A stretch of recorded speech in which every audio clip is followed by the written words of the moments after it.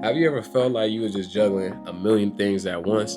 And if you added one more thing, especially something that's self-care related for yourself, that you'd be way too overwhelmed? Now I get it, I do.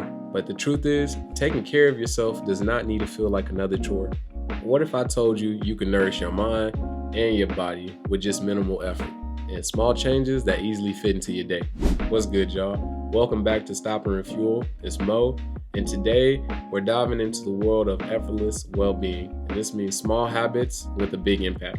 So now let's start with our mind. Our brains are constantly working and absorbing information, so it's important that we take care of them. Now, I'm not asking you to go into a 30-minute meditation session or anything like that, but the focus here is about those little things that we can easily integrate into our lives, into our schedules, into our habits, into our routines. We're going to talk about something I like to call mindful minutes. This is when you take a moment or two just to check in with yourself.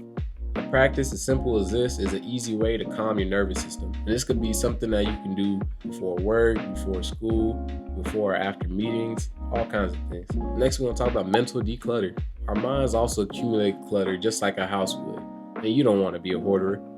So when you're feeling overwhelmed, try grabbing a notebook or your phone, a notes app or something, and just spend 1 or 2 minutes writing down all the thoughts that are racing through your mind. Just writing them down allows you to see things a little bit more clearly. It allows you to also free up some space to think about the things that you actually want to think about. So now you're just placing the things that were in your head onto a piece of paper onto your phone, and you clear enough space in your mind to focus and think about the things that you want to think about.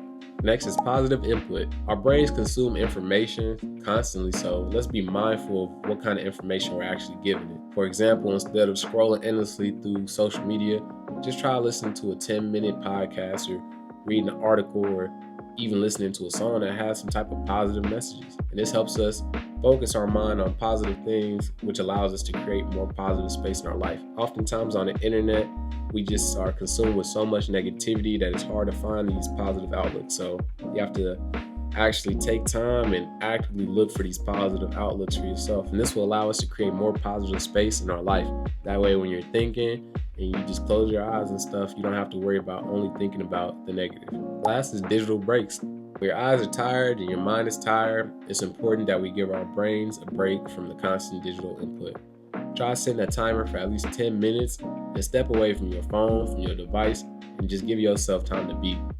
This small action can help reduce that digital fatigue and also improve your sleep.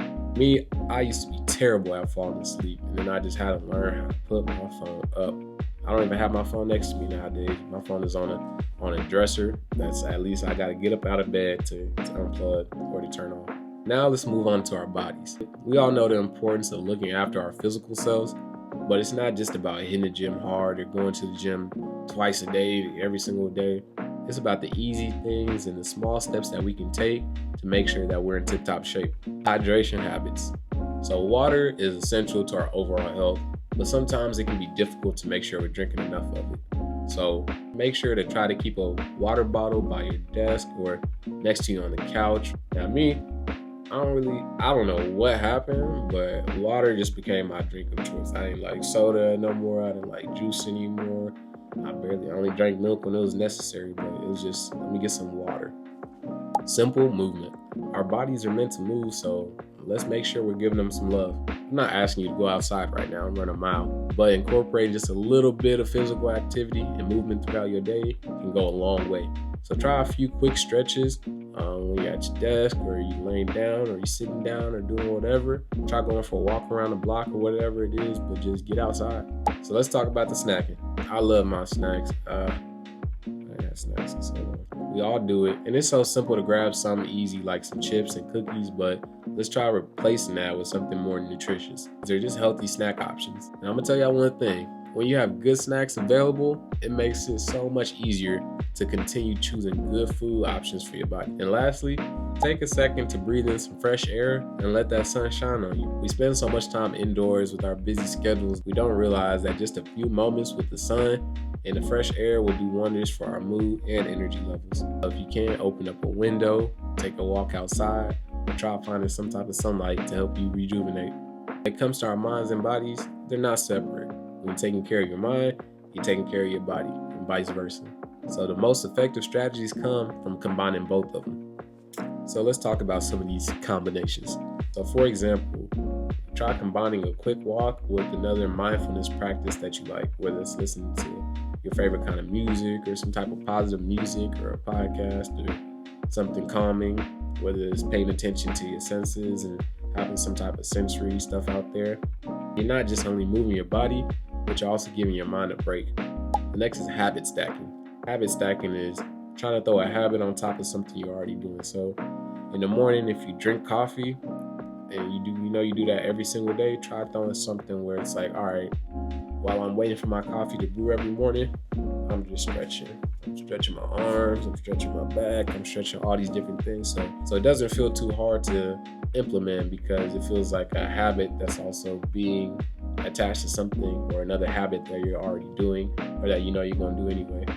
So habit stacking makes for better integration of your new habits and consistency over intensity. And lastly, remember, you don't have to do a lot, you just got to be consistent. It's better to have a little small practice that you do every single day than just having a big practice that you do randomly whenever. So there you have it. Simple and actionable ways to nourish your mind and body to fit into that busy schedule, that busy life that you already have. So try one or two of these tips today and see how you feel. And please share your own simple tips for self-care in the comments down below.